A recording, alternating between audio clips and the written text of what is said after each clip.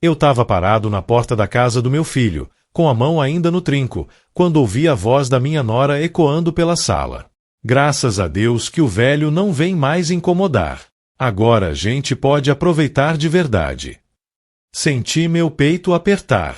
Tinha acabado de dirigir 8 horas sem parar, atravessando 3 estados, pegando chuva, neblina, estrada esburacada, tudo isso para chegar no aniversário do meu neto. Mas ali, do outro lado daquela porta, minha própria família celebrava minha ausência. Me chamo Renato, tenho 57 anos, e sempre fui daqueles pais que fizeram de tudo pelos filhos. Trabalhei durante 32 anos como engenheiro civil, construindo obras por esse Brasil afora. Ficava meses longe de casa, dormindo em alojamento de canteiro de obra, comendo marmita fria, tudo para que meu filho, o Marcelo, e minha filha, a Patrícia, não passassem necessidade. Minha falecida esposa, que Deus a tenha, sempre me dizia que eu era ausente. Mas eu não era ausente, eu estava provendo. É diferente, sabe? Marcelo sempre foi meu xodó. Não que eu amasse menos a Patrícia, mas com o menino eu tinha uma conexão especial. A gente jogava bola todo domingo que eu estava em casa. Eu ensinei ele a dirigir, a pescar, a fazer churrasco. Quando ele conheceu a Fernanda, lá pros 22 anos dele, achei que tinha encontrado uma moça boa. Ela era simpática, educada, vinha de uma família estruturada. Casei eles numa festa linda. Gastei uma pequena fortuna, mas valia cada centavo para ver meu garoto feliz. Os primeiros anos foram bons. Eles moravam perto de mim, a gente se via toda semana. Quando o pequeno Gustavo nasceu, eu chorei igual criança. Meu primeiro neto. Fiquei ali na maternidade, segurando aquele serzinho minúsculo, prometendo para mim mesmo que ia ser o melhor avô do mundo. E fui, durante um tempo. Buscava ele na escolinha quando o Marcelo e a Fernanda precisavam, levava pro parque, comprava brinquedo, sorvete, tudo que um avô coruja faz. Mas as coisas começaram a mudar há uns 3 anos. Marcelo conseguiu uma promoção no trabalho, ganhou um salário melhor, e eles decidiram se mudar para uma casa maior, mais longe. 8 horas de viagem. No começo, eu ia visitar todo mês. Pegava meu carro velho mas confiável, um sedã que tinha mais de 200 mil quilômetros rodados, e ia lá. Ficava o fim de semana, brincava com Gustavo, ajudava em algum conserto que precisasse fazer na casa e voltava feliz. Só que cada vez que eu ia, sentia um clima estranho. A Fernanda ficava meio atravessada, respondia curto, suspirava quando eu pedia alguma coisa. O Marcelo parecia sempre cansado, estressado, evitava conversar comigo sozinho. Eu atribuía ao trabalho, à correria da vida moderna, essas coisas que a gente se convence para não encarar a realidade. Minha esposa faleceu faz 2 anos. Câncer no pâncreas. Foi rápido demais, 3 meses do diagnóstico até o fim. Ela começou a sentir dores nas costas, achamos que era da idade, problemas de coluna. Quando finalmente conseguimos marcar consulta com um especialista, já era tarde demais. O médico chamou a gente numa salinha e disse aquelas palavras que destroem famílias. Metástase. Estágio 4. Não há muito que possamos fazer além de cuidados paliativos. Lembro da mão dela tremendo na minha. Lembro de ter que ser forte por nós dois, mesmo meu mundo desmoronando. Ela tinha acabado de se aposentar do emprego de professora depois de 30 anos. A gente estava planejando viajar, conhecer aquelas praias do Nordeste que ela sempre sonhou, fazer aquele cruzeiro que ficamos adiando a vida inteira por causa de trabalho, de filhos, de responsabilidades. Os 3 meses seguintes foram um inferno. Ver ela definhando, perdendo peso, perdendo a força, perdendo a vontade. Eu cuidava dela em casa porque ela não quis morrer num hospital. Trocava a fralda, dava banho, fazia comida que ela não conseguia comer. Dormia no sofá da sala para ouvir se ela me chamasse de noite. Eram eu e uma enfermeira que vinha 3 vezes por semana para ajudar com a medicação. O Marcelo apareceu umas 4 vezes nesses 3 meses. 4. Sempre com desculpa de trabalho, de compromisso, de reunião importante. A Fernanda veio uma vez só, ficou meia hora, claramente desconfortável, e foi embora dizendo que não podia deixar o Gustavo muito tempo com a babá. Minha esposa chorou depois que eles saíram. Eu não fui uma boa sogra, ela perguntou. Fui sim, amor. Você foi perfeita, eu respondi, mesmo sabendo que o problema não era ela. Quando ela finalmente partiu, numa terça-feira de manhã, eu estava segurando a mão dela. Ela abriu os olhos uma última vez, me olhou e sussurrou, cuida do nosso menino. Eu prometi, sem saber que nosso menino já não queria ser cuidado, já não me considerava importante na vida dele. No velório, o Marcelo mal ficou. Chegou atrasado, ficou 1 hora e já estava olhando pro relógio. Disse que tinha uma reunião importante no dia seguinte, uma apresentação que ele não podia perder, que o chefe dele ia ficar bravo. Eu olhei para ele, pro meu filho de 30 e poucos anos, e pensei, sua mãe morreu. Sua mãe. E você tá preocupado com reunião. Mas não falei nada. Estava exausto demais para brigar.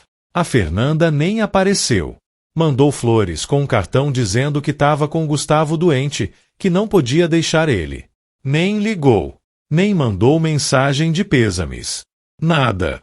Foi como se a morte da minha esposa fosse um inconveniente menor na agenda dela. Minha filha Patrícia largou tudo e veio do exterior.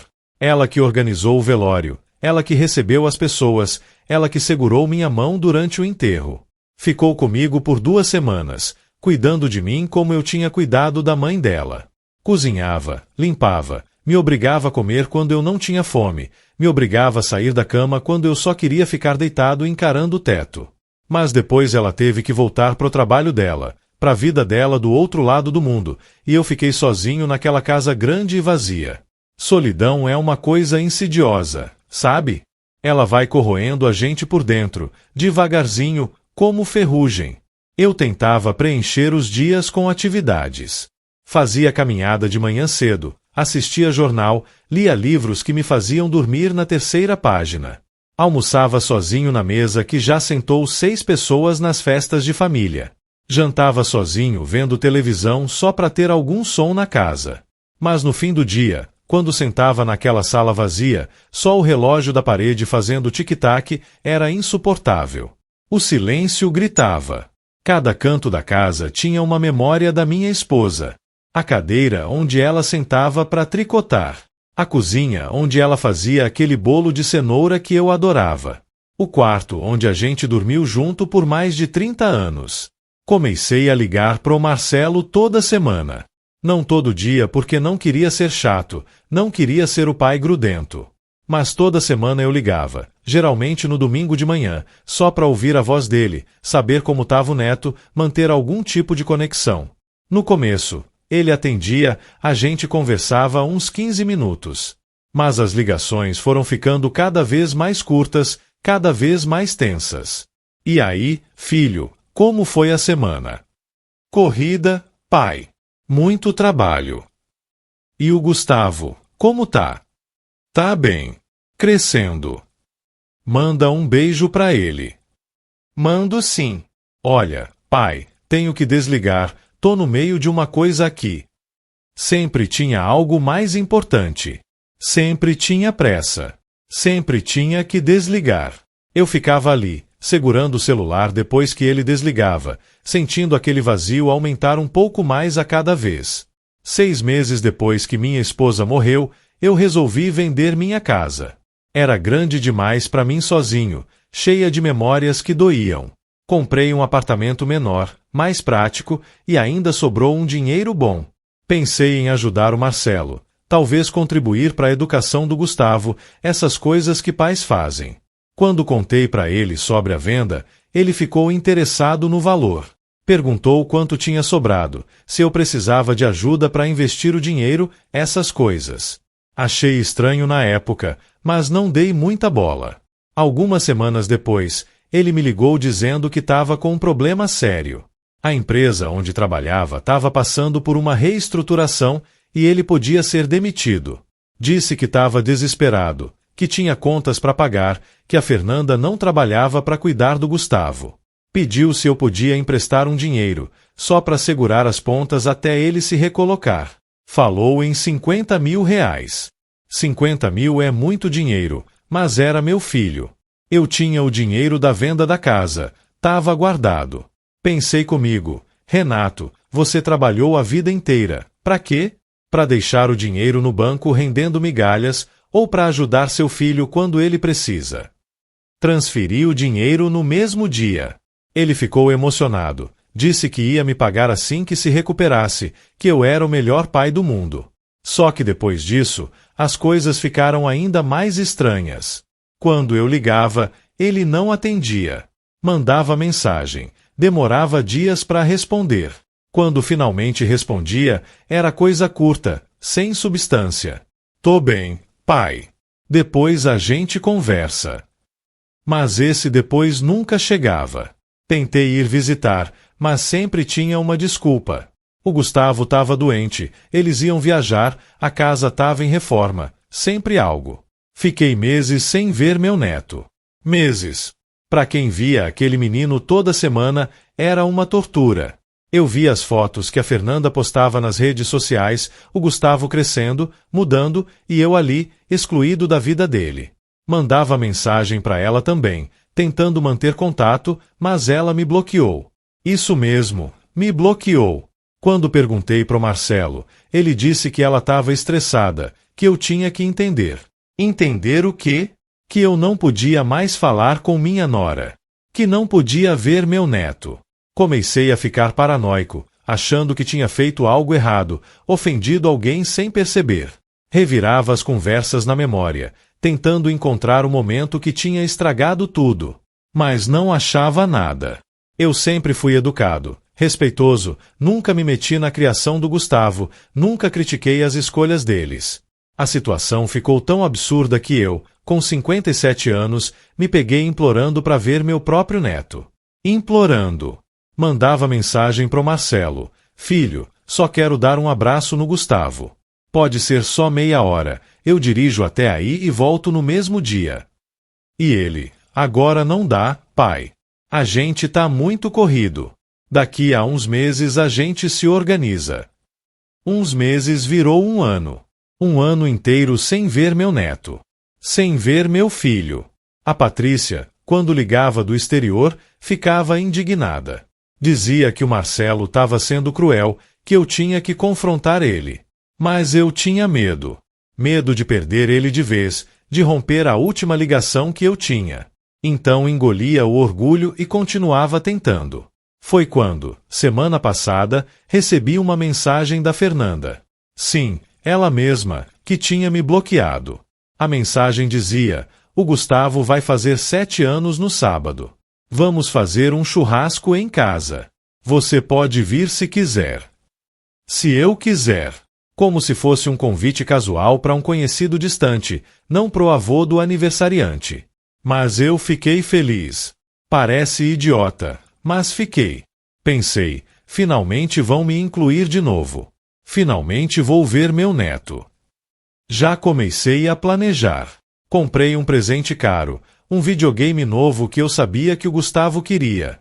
Mandei mensagem pro Marcelo confirmando presença, perguntando se precisava levar algo. Ele só respondeu: não precisa trazer nada, pai. Só vem. Arrumei meu carro, abasteci, planejei a viagem. Ia sair na sexta-noite para chegar sábado de manhã e ajudar nos preparativos. Mas na quinta, recebi outra mensagem da Fernanda: esqueci de avisar, o churrasco é às 14 horas. Não precisa chegar antes. Achei esquisito, mas tudo bem. Decidi sair bem cedo no sábado mesmo. Levantei às 4 da manhã. Nem precisei de despertador, a ansiedade me acordou sozinha. Tomei café sozinho na minha cozinha pequena, aquele silêncio que tinha virado companheiro constante. Preparei um café forte, comi 2 torradas com manteiga e senti o estômago revirar de nervoso. Tinha passado a noite anterior planejando cada detalhe, checando o GPS, calculando o tempo de parada, combustível, tudo. Coloquei o presente no porta-malas com cuidado. Tinha gastado tempo escolhendo papel de embrulho, fazendo um laço bonito, colocando um cartão escrito à mão, pro meu neto querido, que faz meu coração bater mais forte. Te amo infinito. Vovô Renato. Reli aquelas palavras umas 10 vezes antes de selar o envelope, me perguntando se o menino ia ler, se ia entender o quanto ele significava para mim. Peguei a estrada ainda de madrugada. As ruas estavam vazias, só alguns caminhões de entrega circulando. Liguei o rádio numa estação de notícias para me manter acordado, mas minha mente vagueava para outros lugares. Pensava em como seria o abraço do Gustavo, se ele tinha crescido muito, se ainda se lembrava de mim direito depois de tanto tempo. A viagem foi um teste de resistência. Não tinha sido fácil arrancar o dinheiro para aquele videogame, não no meu orçamento apertado de aposentado. Mas valia cada centavo se eu visse a carinha dele iluminando. Choveu nos primeiros 3 estados, aquele tipo de chuva grossa que deixa a pista perigosa. A visibilidade estava péssima, caminhões jogando água no para-brisa toda hora. Meu limpador do lado do motorista estava meio gasto, deixando aquele rastro que atrapalhava ainda mais. Eu grudava no volante, tenso, os ombros doendo da postura rígida. Parei só uma vez para abastecer e comer alguma coisa num posto de beira de estrada. O lugar estava sujo, cheirava a óleo de fritura velha, mas era o que tinha. Comi um sanduíche vagabundo que mal tinha recheio, bebi um café aguado que chamavam de expresso e voltei pro carro. No banheiro do posto, me olhei no espelho. Tava com cara de velho cansado. Olheiras fundas, cabelo desgrenhado, barba por fazer.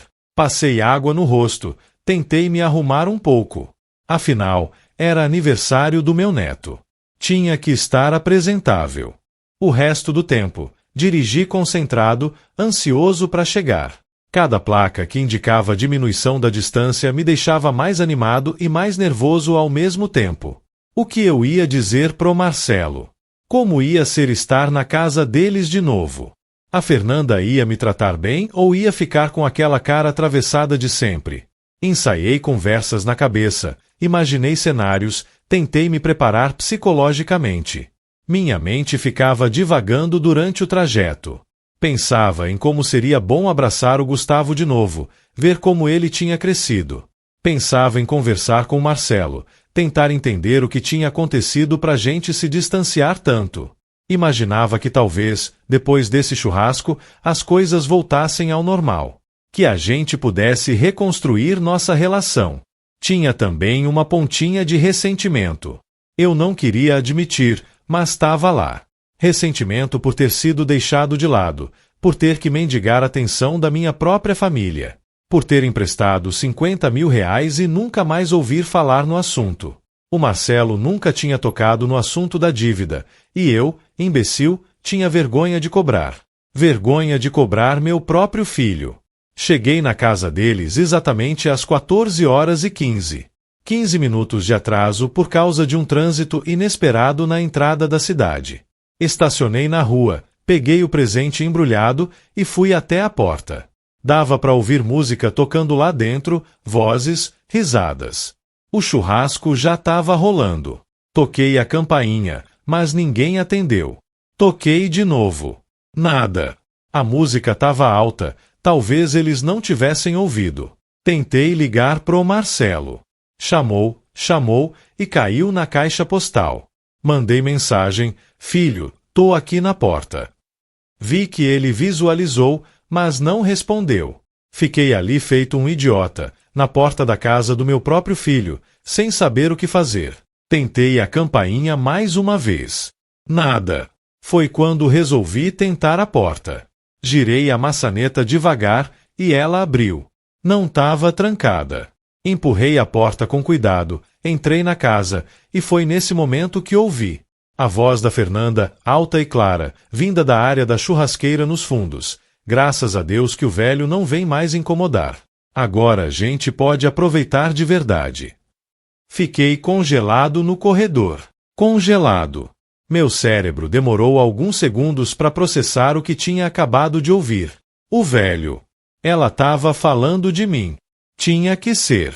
E dizendo que era bom eu não estar lá, no aniversário do meu próprio neto. Ouvi risadas. Várias pessoas rindo. E então a voz do Marcelo, meu filho. Pois é. Ele mandou mensagem mais cedo dizendo que não ia conseguir vir. Problema no carro. Minha mão apertou o presente com tanta força que senti a caixa amassar. Ele estava mentindo. Estava inventando uma desculpa para mim, dizendo para os outros que eu não tinha ido por escolha própria. Outra voz, masculina, que eu não reconheci. Cara, eu não sei como você aguenta. Meu sogro já me enche o saco, imagina seu pai. Mais risadas. O Marcelo respondeu, é osso. Ele fica ligando toda hora, querendo vir aqui. Tive que inventar cada desculpa esfarrapada para não deixar ele aparecer. Senti minhas pernas fraquejarem. Tive que me apoiar na parede para não cair. Aquilo não podia estar acontecendo. Não podia. Eu tinha dirigido 8 horas, atravessado metade do país, para ouvir meu filho dizer que inventava desculpas para me manter longe. A voz da Fernanda de novo. E aquele dinheiro que você pediu para ele, amor? 50 mil, né?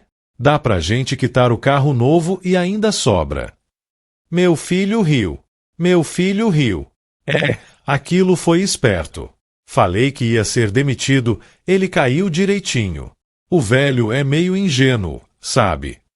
Ingênuo. Ele me chamou de ingênuo.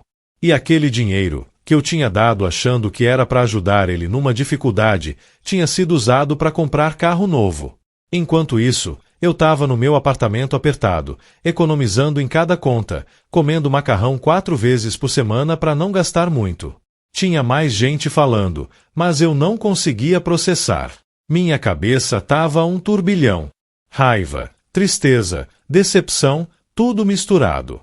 Olhei para o presente na minha mão, aquele videogame caro que tinha custado quase R$ 2.000 e tive vontade de jogar no chão e pisar em cima. Devia ter ido embora naquele momento. Devia ter saído daquela casa silenciosamente e nunca mais voltado. Mas algo em mim, uma mistura de dor e indignação, me fez continuar andando.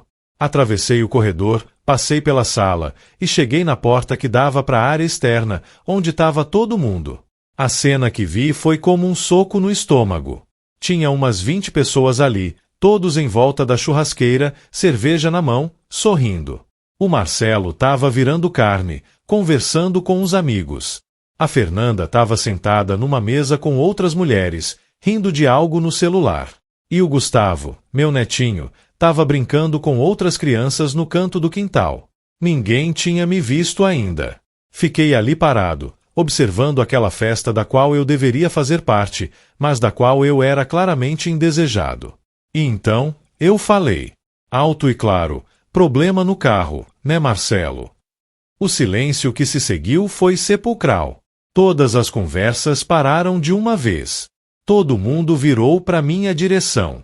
A expressão no rosto do meu filho foi impagável. Era uma mistura de choque, medo e culpa.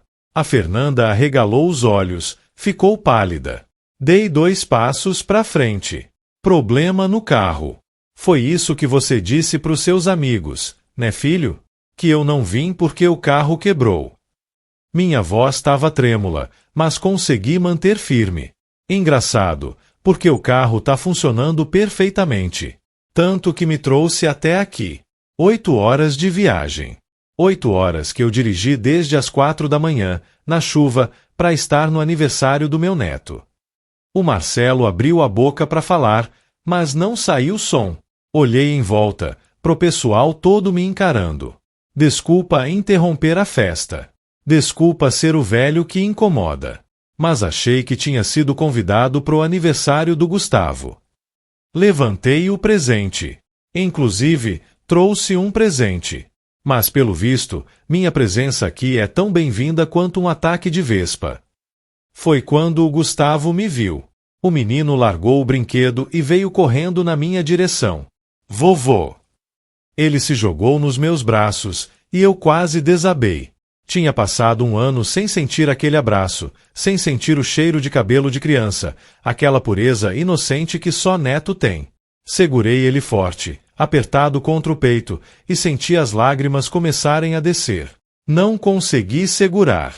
Na frente de todo mundo, eu, Renato, 57 anos, engenheiro civil aposentado, que sempre fui duro na queda, desabei a chorar abraçado com meu neto. O menino me olhou preocupado. Por que tá chorando, vovô. Limpei as lágrimas com as costas da mão. É só felicidade de te ver, campeão. Passei tanto tempo com saudade. Ele sorriu aquele sorriso banguela dele e disse: eu também tava com saudade. A mamãe disse que você tava viajando para muito longe. Olhei para Fernanda. Ela desviou o olhar. Até pro filho eles mentiram sobre mim. O Marcelo finalmente se recuperou do choque inicial e veio na minha direção. Pai, eu posso explicar. Levantei a mão, interrompendo ele. Não. Não pode. Não tem explicação que justifique o que eu acabei de ouvir. Virei pro pessoal ali. Desculpa pelo constrangimento, gente. Vou deixar o presente aqui pro Gustavo e vou embora. Coloquei a caixa numa mesa próxima. Mas o Gustavo segurou minha mão. Não vai embora, vovô. Você acabou de chegar. Fica pro churrasco. Aquilo partiu meu coração em pedacinhos ainda menores. Eu queria ficar, queria passar o dia com meu neto, mas não conseguia. Não depois de ouvir aquelas coisas. Vovô tá muito cansado da viagem. Campeão. Preciso ir descansar. Ele fez biquinho. Mas você sempre vai embora. Sabe aquela sensação de que tudo que você fez na vida, todo esforço, toda dedicação, foi em vão? Era isso que eu tava sentindo. Abaixei na altura do Gustavo. Não é porque eu quero, tá? Vovô te ama muito. Muito mesmo. E sempre vou te amar, não importa o que aconteça. A Fernanda se levantou. Renato, acho melhor você ir mesmo. Tá fazendo uma cena aqui na frente das visitas. Uma cena. Eu que tava fazendo uma cena. Não eles, que tinham me convidado só para fazer média, ou talvez nem isso, vai saber se o convite não foi um engano dela mesma.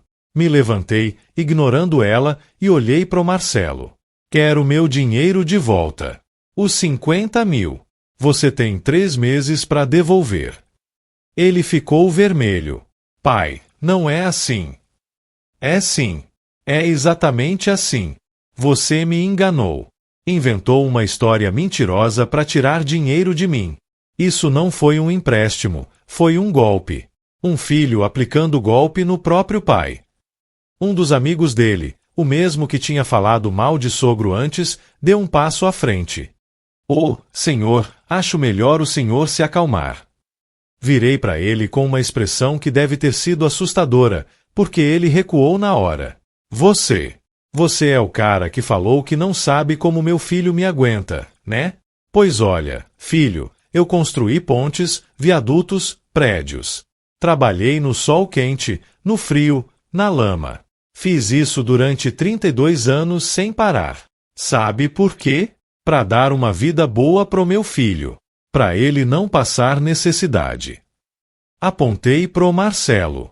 Esse cara que tá aí, eu paguei faculdade particular dele. Cara, 5 anos de engenharia numa universidade de elite. Paguei apartamento para ele durante a faculdade, mesada, carro, tudo. Quando ele casou, dei a festa de casamento. Quando ele quis abrir um negócio próprio e faliu em 6 meses, fui eu que cobri as dívidas dele. E agora, quando eu mais preciso de família, de carinho, de atenção, ele me trata como um estorvo. O silêncio continuava. Algumas pessoas estavam claramente desconfortáveis. Outras pareciam curiosas, esperando para ver no que ia dar. O Marcelo estava com a cabeça baixa, sem coragem de me encarar. Você sabe o que é solidão, filho. Minha voz quebrou de novo. Você sabe o que é ficar sozinho num apartamento, todo dia, sem ter ninguém para conversar? Sua mãe morreu. Sua irmã mora do outro lado do mundo. Eu só tinha você. E você me jogou fora como se eu fosse lixo. A Fernanda tentou interromper de novo, mas eu não deixei. E você, Fernanda? Você que eu sempre tratei com respeito, como uma filha. Eu te chamei de velho. Disse que era bom eu não vir incomodar. Eu incomodo tanto assim? Eu, que só quero passar um tempo com meu neto, dar um abraço no meu filho, sentir que ainda tenho uma família. Ela não respondeu. Ninguém respondeu.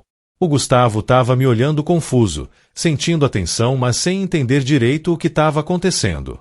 Era isso que me doía mais, saber que aquela criança inocente estava crescendo sendo mantida longe de mim, sendo alimentada com mentiras sobre onde o avô estava, porque ele não aparecia.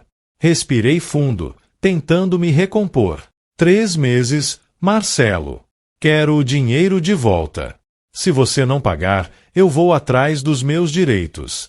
Tenho as mensagens, tenho a transferência, tenho tudo documentado. Ele finalmente olhou para mim. Pai, não precisa disso. Precisa sim. Você me tratou como otário. Como um velho bobo que dá dinheiro fácil. Olhei mais uma vez pro Gustavo. Ele estava começando a chorar baixinho, assustado com a situação. Me abaixei de novo e dei um abraço nele. Te amo, campeão. Nunca esquece disso. Ele me apertou forte, e eu tive que fazer um esforço sobre-humano para me soltar dele e sair dali. Atravessei aquela casa de novo, agora com as lágrimas caindo livremente. Nem tentei esconder. Cheguei no carro, entrei, fechei a porta e desabei. Chorei que nem não chorava desde o velório da minha esposa. Chorei por tudo que tinha perdido, por toda a ingenuidade que eu tinha tido, por toda a dor acumulada. Não sei quanto tempo fiquei ali. 15 minutos, meia hora, 1 hora. Só sei que quando finalmente consegui me controlar, peguei o celular e liguei para Patrícia. Ela atendeu sonolenta. Era madrugada no país dela. Contei tudo. Tudo mesmo. Ela ficou indignada. Disse que ia ligar pro Marcelo e dar uma bronca nele. Pedi para ela não fazer isso. Não ia resolver nada. O que eu ia fazer agora?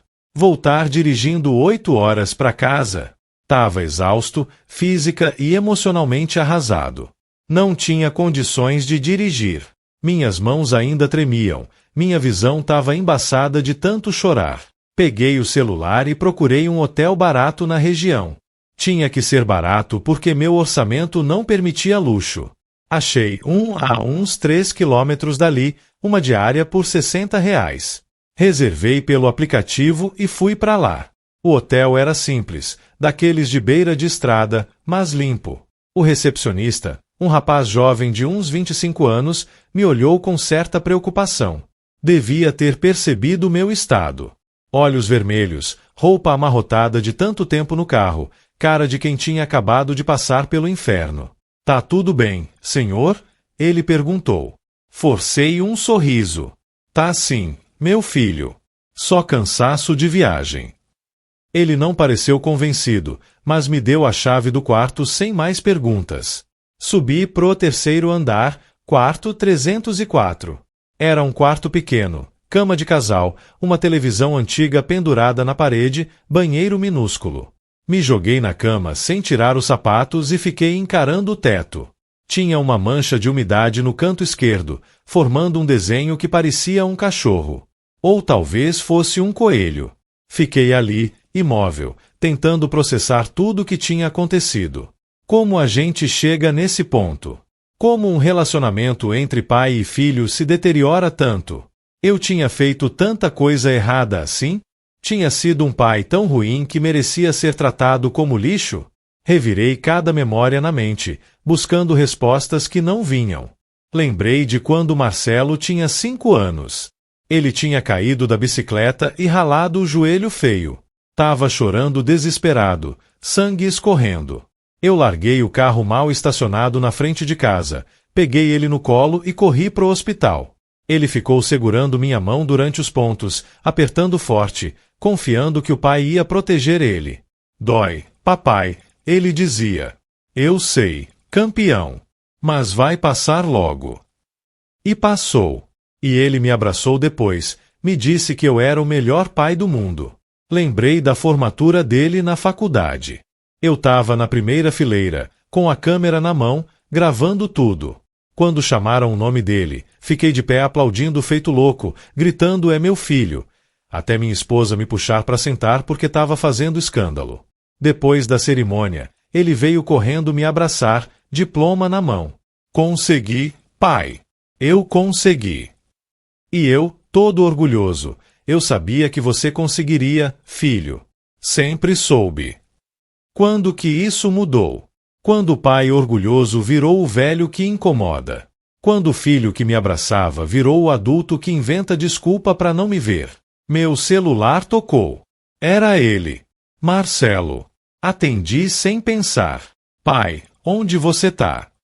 A voz dele estava estranha, meio desesperada. Num hotel. Silêncio do outro lado. Pai, volta aqui. A gente precisa conversar. Dei uma risada sem humor. Conversar? Agora você quer conversar? Depois de me humilhar na frente dos seus amigos, depois de eu ouvir você dizendo que eu sou um incômodo, agora você quer conversar. Pai, eu tava errado. Eu sei que tava. Por favor, volta. Fechei os olhos, sentindo as lágrimas ameaçarem voltar. Marcelo, eu dirigi 8 horas. 8 horas debaixo de chuva, com esse corpo velho e cansado, só para te ver, só para ver meu neto. E quando eu chego, descubro que ninguém me queria lá. Que vocês estavam comemorando minha ausência. Como é que você acha que eu me sinto? Ele não respondeu imediatamente. Ouvi vozes ao fundo, a Fernanda dizendo algo que não consegui entender. O pessoal tá perguntando o que aconteceu, pai. Tá todo mundo constrangido aqui. Constrangido. Não arrependido. Não envergonhado do que fizeram comigo. Constrangido porque eu fiz uma cena. Problema deles. E seu também. Desliguei. Ele ligou de novo, mas não atendi. Mandou mensagem: pai, não faz isso. A gente pode resolver. Não respondi. Desliguei o celular e continuei encarando o teto, aquela mancha de umidade que não era cachorro nem coelho, era só umidade mesmo, era só mais uma coisa velha e deteriorada, como eu. Dormi mal. Aquele tipo de sono agitado, cheio de pesadelos. Sonhei com minha esposa. Ela estava na cozinha da nossa casa antiga, fazendo pão, e quando virava para mim, tinha uma expressão triste. Eu te avisei, Renato. Te avisei que você não podia ser ausente. Mas eu não era ausente, eu gritava no sonho. Eu tava trabalhando. Tava provendo. Ela balançava a cabeça e desaparecia, virando fumaça. Acordei com o corpo todo dolorido. Minhas costas reclamavam da posição desconfortável, meu pescoço tava travado. Levantei da cama como um velho de 90 anos, devagar, cada movimento uma agonia. Fui até o banheiro, lavei o rosto com água fria, tentei me olhar no espelho, mas desviei o olhar. Não queria ver minha cara, não naquele momento. O hotel servia café da manhã incluso. Desci pro pequeno refeitório no térreo. Tinha umas 5 pessoas lá, a maioria motoristas de caminhão pela aparência. Peguei um café preto, 2 fatias de pão com manteiga e sentei numa mesa no canto. A comida não tinha gosto.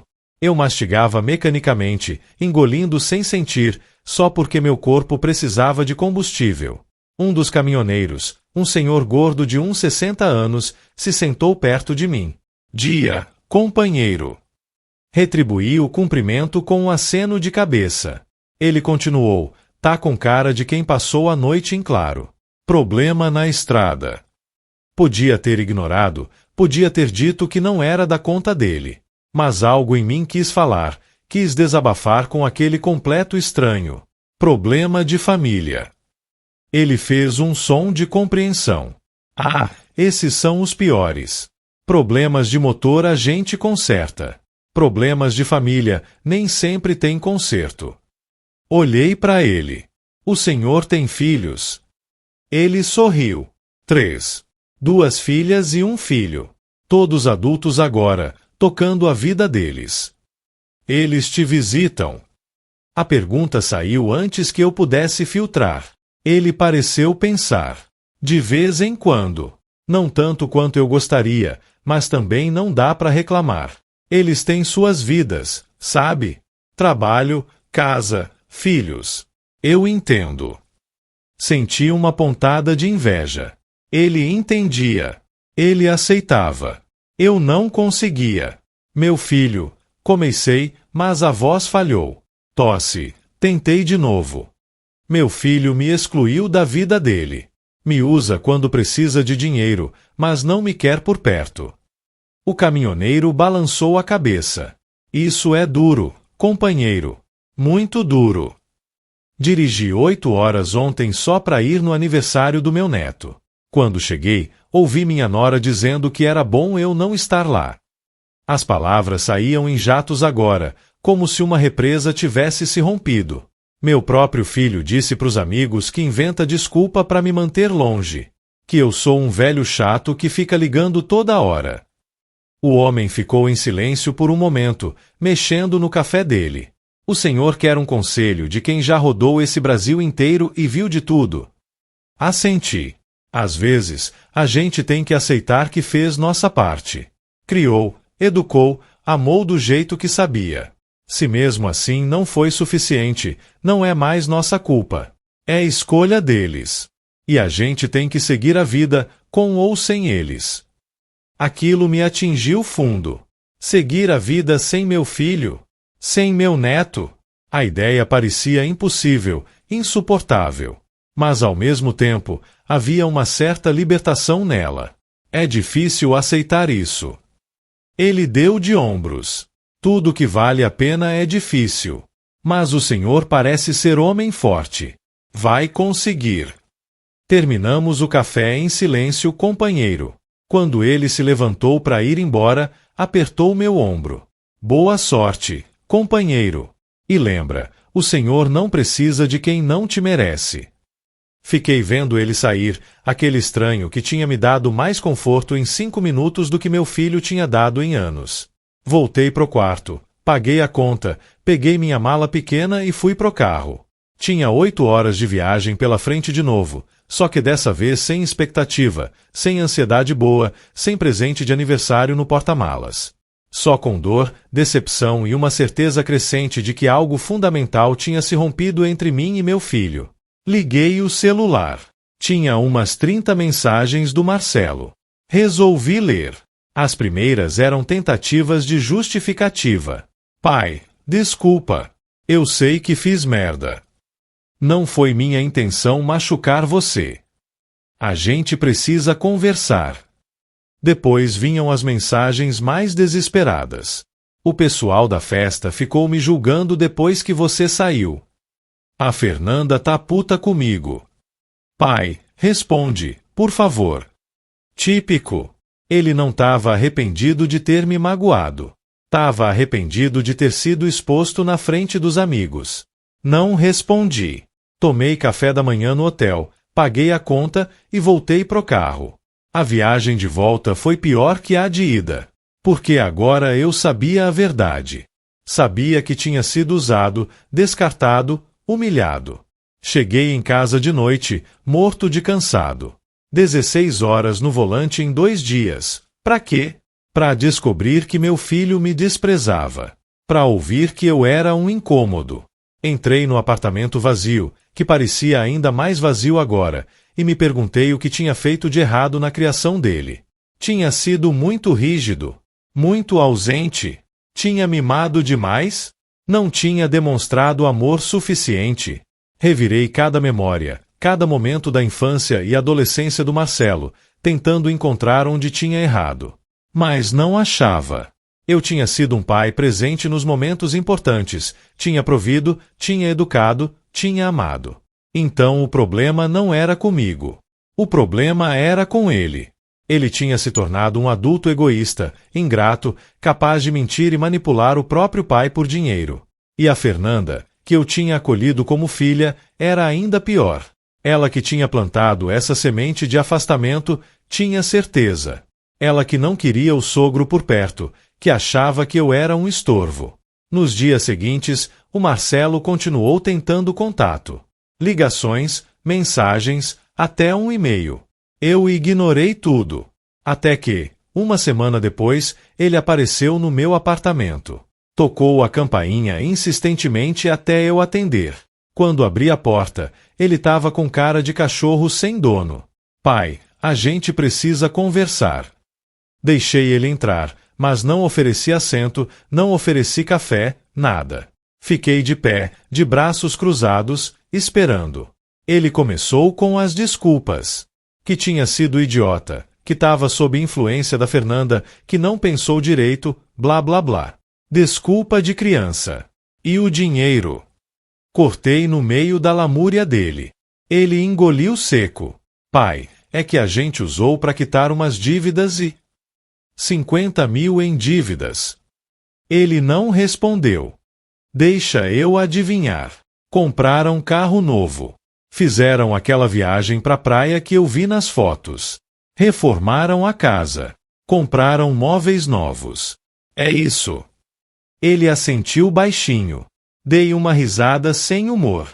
Filho, você me enganou. Me fez acreditar que estava em dificuldade, que ia perder o emprego, que precisava da ajuda do pai. E era tudo mentira. Tudo. Eu vou te pagar de volta, pai. Em 3 meses. Ele desviou o olhar. Não consigo em 3 meses. Mas vou te pagar. Sentei no sofá, cansado demais para continuar de pé. Você sabe o que me dói mais? Não é nem o dinheiro. Dinheiro eu recupero, eventualmente. O que me dói é o desprezo.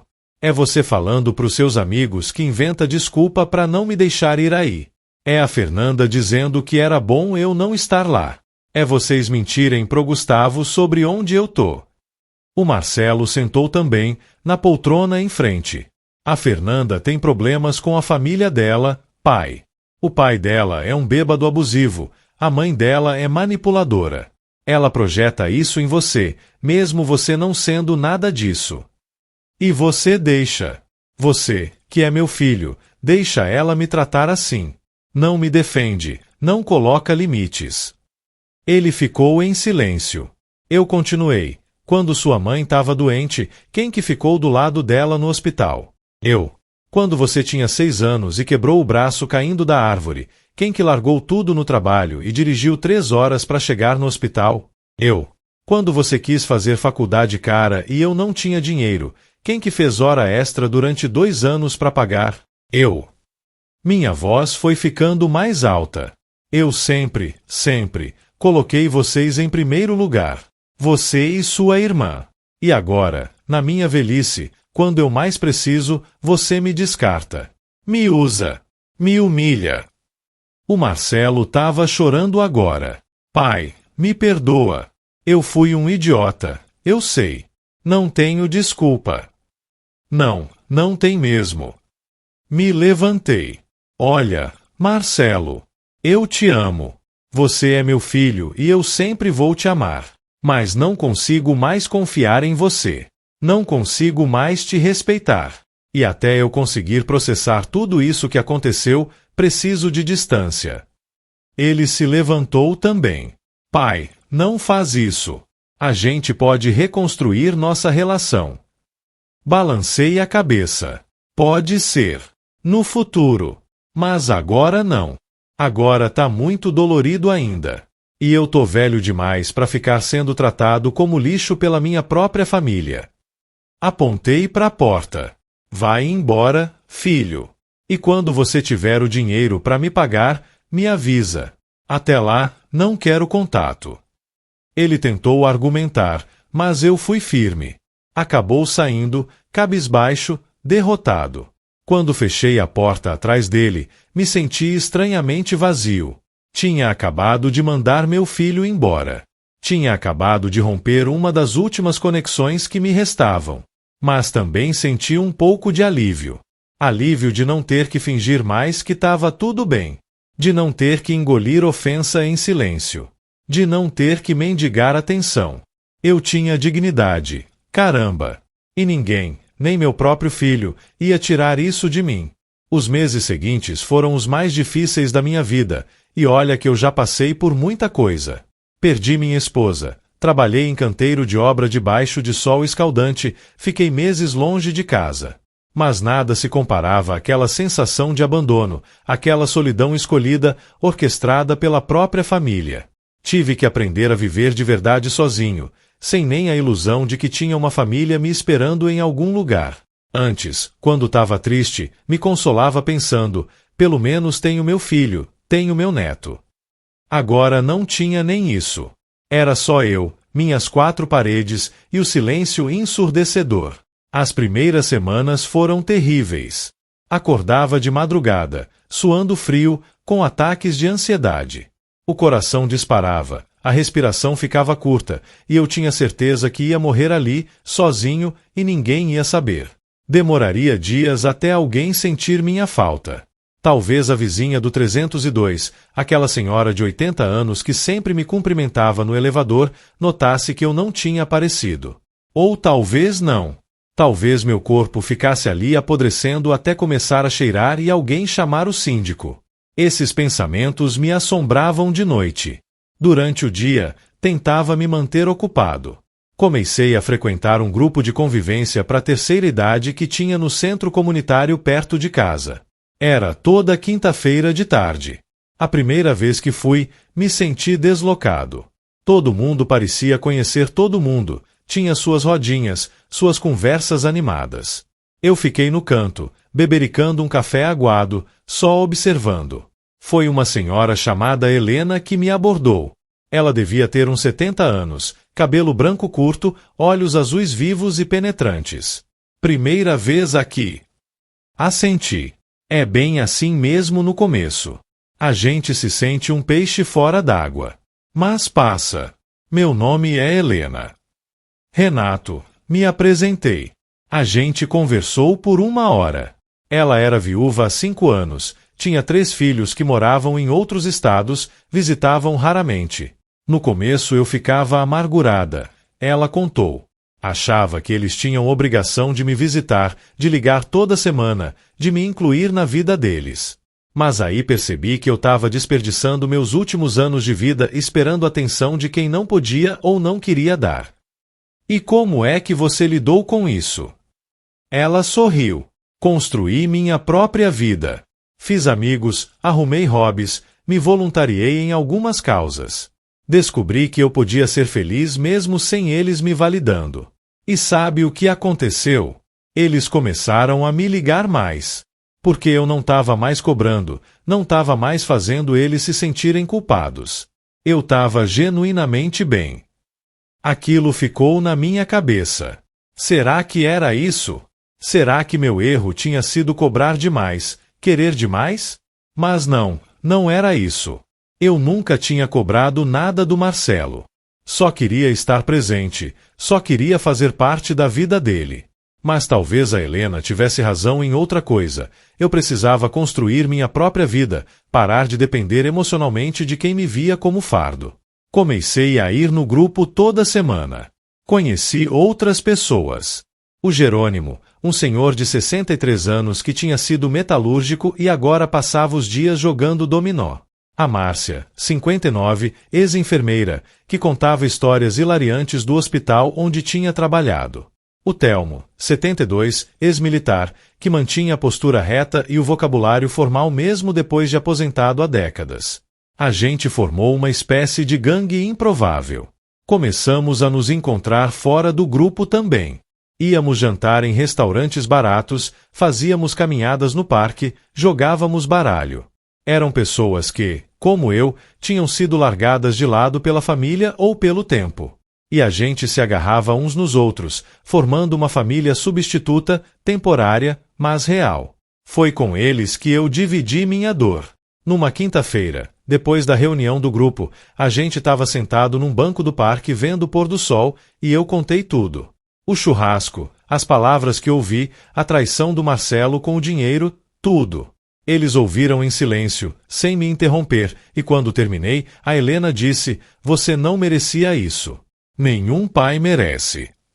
O Jerônimo acrescentou, mas infelizmente, nossos filhos não vêm com manual de instruções. E às vezes, mesmo fazendo tudo certo, eles saem errados. O Telmo, com sua franqueza militar, foi mais direto. Seu filho é um ingrato. Simples assim. E você tem que decidir se vai deixar um ingrato estragar seus últimos anos de vida. Aquela conversa mudou algo em mim.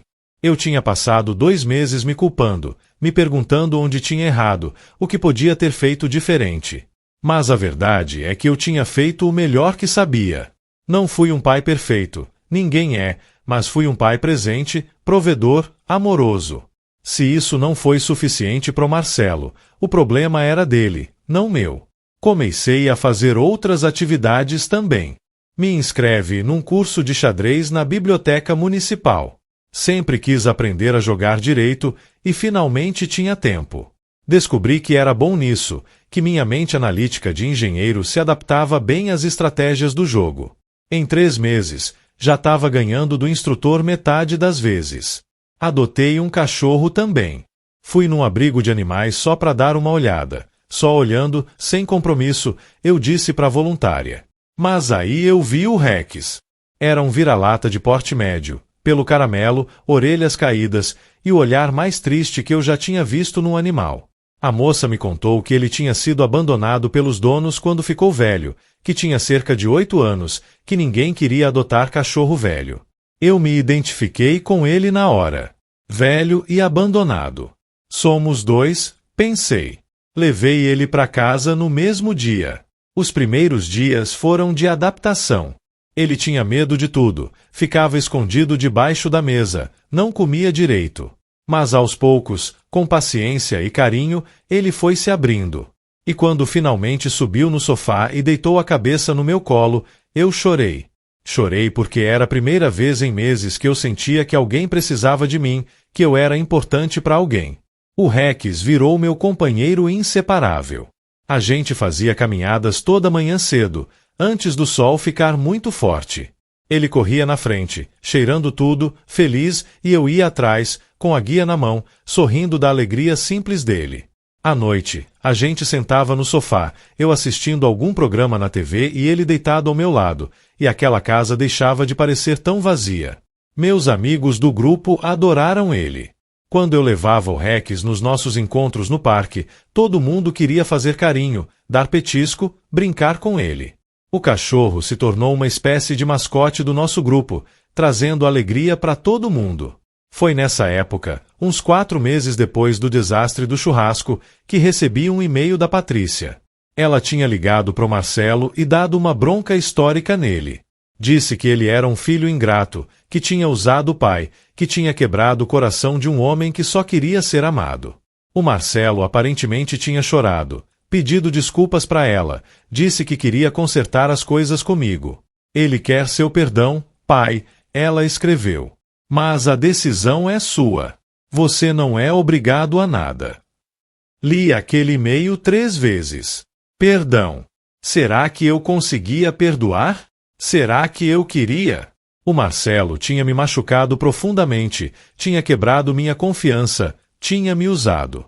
Mas ele era meu filho. Meu sangue. O menino que eu tinha embalado para dormir, ensinado a andar de bicicleta, consolado depois de um coração partido adolescente. Respondi para Patrícia, obrigado por me defender. Mas ainda não consigo falar com ele. A ferida tá muito aberta. E era verdade. Toda vez que pensava no Marcelo, sentia aquela dor aguda no peito, aquela sensação de traição que não passava. O Marcelo tentou contato mais algumas vezes. Mandou flores no meu aniversário. Mandou mensagem no Natal. Mas sempre superficial, sempre sem abordar o elefante na sala, o dinheiro e o desrespeito. Eu respondia curto, educado, mas distante. Foi só 4 meses depois daquele churrasco fatídico que ele finalmente apareceu com um cheque. 50 mil reais. Ele tinha vendido o carro novo, aquele que tinha comprado com meu dinheiro. A Fernanda tinha ficado furiosa, segundo ele. Mas ele tinha feito assim mesmo. Peguei o cheque, agradeci e ia fechar a porta quando ele perguntou: pai, agora que eu paguei, a gente pode tentar de novo. Olhei para ele, para aquele homem de 35 anos que eu tinha criado, e vi um estranho. Marcelo, o dinheiro era o de menos. Você entende isso? Ele franziu a testa, confuso. Expliquei, o que me machucou não foi você ter pegado o dinheiro. Foi ter mentido. Foi ter me usado. Foi ter me excluído da vida do seu filho. Foi ter dito pros seus amigos que eu era um incômodo. Você pode devolver o dinheiro, mas não pode devolver minha confiança, meu respeito, minha dignidade. Essas coisas você destruiu. O Marcelo ficou vermelho. Então nunca vou ser perdoado. É isso. Suspirei. Perdoar é diferente de esquecer. Eu te perdoo porque você é meu filho. Mas não consigo esquecer. E não consigo voltar a ter a mesma relação que a gente tinha. Você matou aquilo. E o Gustavo? Você não vai mais ver seu neto. Aquilo doeu. Doeu demais. Gustavo, eu adoraria ver. Mas não vou ficar mendigando para isso. Não vou ficar pedindo permissão para ser avô. Se você quiser que eu faça parte da vida dele, a porta tá aberta. Mas tem que ser de verdade, não uma visita pro forma de meia hora quando você tiver com pena do velho. Ele ficou sem resposta. Depois de um silêncio constrangedor, foi embora. Não nos falamos mais depois disso. Não teve briga, não teve gritaria. Só um afastamento gradual, natural, como quando você para de regar uma planta e ela vai murchando até morrer. A Patrícia vem me visitar quando pode, 2 vezes por ano. A gente fala pelo telefone toda semana. Ela me diz que o Marcelo tá arrependido, que ele chora quando fala de mim, que a Fernanda se separou dele 6 meses depois daquele episódio. Aparentemente, ela aplicou o mesmo golpe no ex-marido dela, tentou pegar a guarda exclusiva do Gustavo para extrair mais pensão. Não sinto satisfação em saber que o casamento deles acabou. Nem quero. Só sinto tristeza por tudo que poderia ter sido diferente. Pelo neto que tá crescendo sem o avô. Pelo filho que eu perdi não pra morte, mas pra própria estupidez dele. Hoje eu vivo minha vida. Tenho meus amigos, minhas atividades, meus hobbies. Aprendi a jogar xadrez, comecei a fazer caminhadas no parque, adotei um cachorro. É uma vida diferente da que eu imaginei para minha velhice, mas é uma vida digna. E dignidade, descobri, vale mais que qualquer ligação familiar forçada. Às vezes, quando passa um pai com um filho na rua, ou um avô brincando com o neto no parque, sinto uma pontada de inveja, de saudade do que eu não tenho mais. Mas aí eu lembro daquela cena, do churrasco, das palavras que ouvi. E lembro que nem toda família é família de verdade. Às vezes, as pessoas que dividem nosso sangue são as que mais nos ferem. Aprendi uma lição dura aos 57 anos. Amor sozinho não sustenta relacionamento. Precisa ter respeito, verdade, reciprocidade. E quando esses pilares caem, não adianta insistir. Não adianta se humilhar. É melhor seguir em frente, mesmo que seja sozinho, do que ficar se arrastando por migalhas de afeto. O dinheiro que o Marcelo me devolveu tá aplicado. Não vou gastar, não vou dar para ninguém. Vai ficar lá, rendendo, até eu morrer. E quando eu morrer, vai ser dividido igualmente entre meus filhos, porque no fim eu ainda sou pai, mesmo sendo um pai decepcionado. Mas uma coisa eu prometi para mim mesmo: nunca mais vou dirigir 8 horas para ir a lugar nenhum onde eu não seja verdadeiramente bem-vindo. Nunca mais vou mendigar carinho. Nunca mais vou ser o velho que incomoda. Prefiro ser o velho que vive em paz, sozinho mas digno, do que o velho que se humilha por amor. E se um dia, muito no futuro, o Gustavo procurar pelo avô que sumiu da vida dele, vou contar a verdade. Toda ela. Porque ele merece saber. Merece saber que teve um avô que o amou, que dirigiu 8 horas debaixo de chuva só para abraçá-lo, que comprou presente caro mesmo sem ter dinheiro sobrando. Um avô que foi excluído não por escolha própria, mas porque os adultos da vida dele decidiram que ele era um incômodo. Essa é minha história. A história de um pai que descobriu, da forma mais dolorosa possível, que criar filho não garante ter família. Que dar tudo não significa receber nada. Que amor de pai, por mais incondicional que seja, às vezes não é correspondido. E que no fim, tudo que nos resta é nossa própria dignidade, e ela não pode ser negociada, não pode ser vendida, não pode ser sacrificada. Nem por filho, nem por neto, nem por ninguém.